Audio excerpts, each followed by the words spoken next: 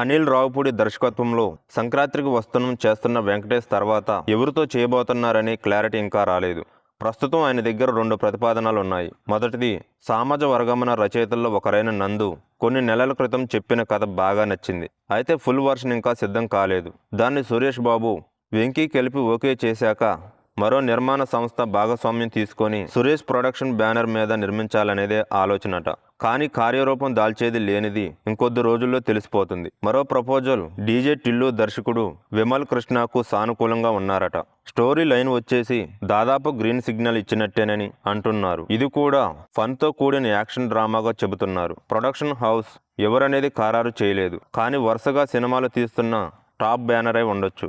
ప్రస్తుతం వెంకటేష్ కేవలం వినోదాత్మక కథలకే ఓటు వేస్తున్నారని సన్నిహితుల మాట. తన వయసుకి ఇప్పుడు నప్పని యాక్షన్ జానర్ని కొంతకాలం దూరం పెట్టాలని నిర్ణయించుకున్నారట. ఇంకొద్ది రోజులు ఆగితే పూర్తి క్లారిటీ వస్తుంది. సంక్రాంతికి వస్తున్నంతో జనవరి 14 థియేటర్లలో అడుగు పెట్టబోతున్నారు వెంకీ. పొట్ట చెక్కలయ్యేలా నవ్వించే హామీతో అనిల్ రావుపూడి దీన్ని ఓ రేంజ్లో తీర్చిదిద్దారని టాక్.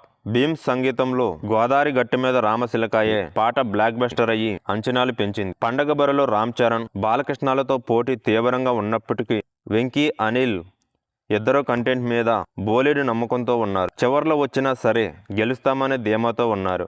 ఎక్స్ లవర్గా మీనాక్షి చౌదరి, భారీగా ఐశ్వర్య రాజేష్, వెంకటేష్ సరసన హీరోయిన్లుగా నటించారు.